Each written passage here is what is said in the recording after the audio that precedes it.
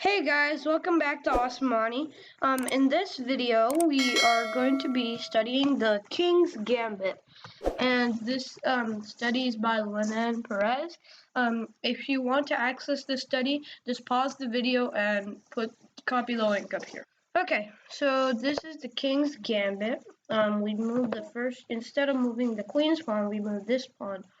Kind of like Sicilian defense, except it's just a teensy bit different. So we move there, and then we move here. Okay, so if they take the pawn, we go here to protect the square from being in check. Now what we do is we go up here, and now that he's attacking the knight, we can move up here. Now the way we can take center is by moving up here. And if we're attacked by a pawn, then we just move back down. And then we can attack the knight with the queen. And now we can take this pawn. And now we have to protect this pawn. And now we have a pretty good chance of winning this game. So with King's Gambit, we move here. King's Gambit, and your third move is usually the knight here, protecting that space. This is called the Fisher defense. It's usually used against the King's Gambit, and what we do is we immediately put our center pawns out. And now we have this structure. We can take this pawn here, and now, we can take the pawn with our queen. Now that we need defense for pawn, so we just pin the knight so it can't move. So what we can do is we can move this. So now it says if you fold your bishop, you will lose the pawn. So what should you do? So one thing we can do is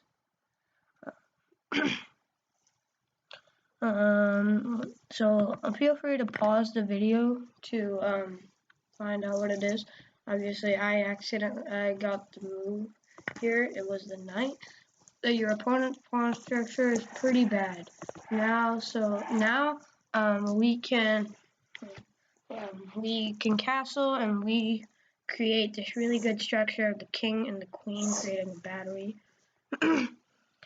So yes, you've lost a knight, but you return you have great control of the center, better development, better pawn structure, more space, and the king is extremely safe. Okay, so this is the modern defense of the King's Gambit. So the black player responds quickly with d5 to fight for the center early. Do you think capturing the pawn is a good idea? Yes, it is a good idea. Now what we can do is we can move this knight, attack the queen, check, we pin the queen. We use the bishop to block, and now making castle. Now we can take center by moving this pawn up here, and now we have really good position. Okay. So this is the Muzio Gambit. So your knight is being attacked, but you play castle, and this is a very dangerous attack, and it's one of the most aggressive ways to play the King's Gambit. Now your pieces coordinate on the f7 attack. Play d3, so now we attack the f7 pawn. However, you should not capture your pawns, just keep developing pieces. So very good. Now you capture the pawn, but how do you do it? We use the bishop. So now we are attacking the queen. We do some queen trade. Now our rook has really good position. Whoops, I did not mean to. You only need your rook a1 to play. What's the best square for it? Now we have the opponent half of their pieces is just on this line.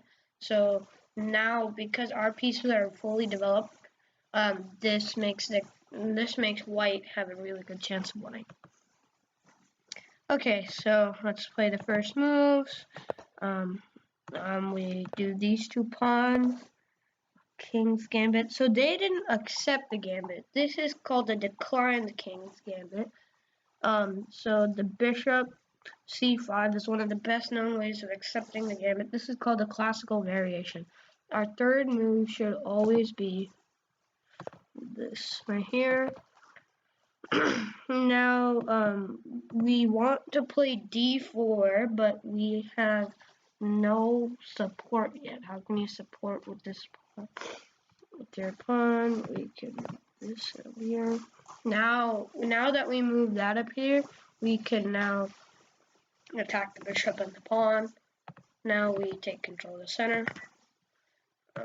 Pawn. Now we have really good central area. We have all 5 of these spaces. Good for attacking. Now we can develop your knight. Now we have a really good position right here. And yeah. Okay, so now if they don't accept the King's Gambit, and instead moves their knight, we still play the knight here, and if they take the pawn, then we have really good structure here with the center. Now we can go forward and attack the knight. So they're saying double attack, capture the knight. So now we can take this with our queen. Now we've got an extra pawn. Now we've got the pawn captured here. Okay, now make the first move. King's Gambit. Oh, this is called this is aggressive. So now they're trying to play aggressive as well. So they're trying to this is called the counter gambit Fallbeaker. I don't know exactly how to pronounce it.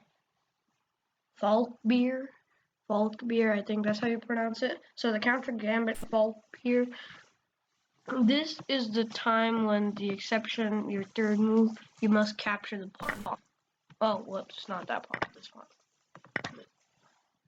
And now we develop our knight. Now we support that pawn. Now we have somewhat okay center structure. We can take this pawn here. And now we can cover ourselves from check by developing this knight. We can move a bishop here, or move a bishop here. And now we can take this. Now the king is in check. Cover yourself from check, improve one of your pieces. I don't exactly know. Yeah, we use the knight, and now we take it and we castle, and now we're in really good position. So this is an actual professional player that used the King Gambit.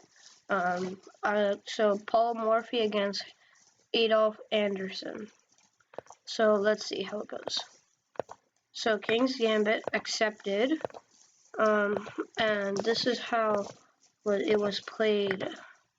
So it looks like pretty good position for white right now. The queen was pinned, so it wasn't able to take.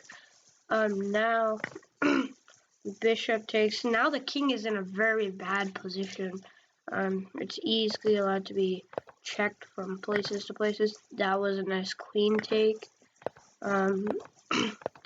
Now it seems that now the rook has to move in, and at this point black resigns. Or at the end black resigns, I guess, because the game is still playing. So check, move this out of, now it's in check forked, and at this point black resigns because white is almost guaranteed to win this game because of the field position of white. Okay, now let's go to the next one. So this is the conclusion. These are the main moves of the King's Gambit. So if you'd want to, you can go to leadchess.org, check out some other studies by Lenin Perez. He's a really good creator. And so I think I'm going to end the video here. So yeah. Like and subscribe to Asamani. Like this video. Comment I subscribed if you did. And feel free to leave any video comments and the ideas as well. Thank you guys and have a great day.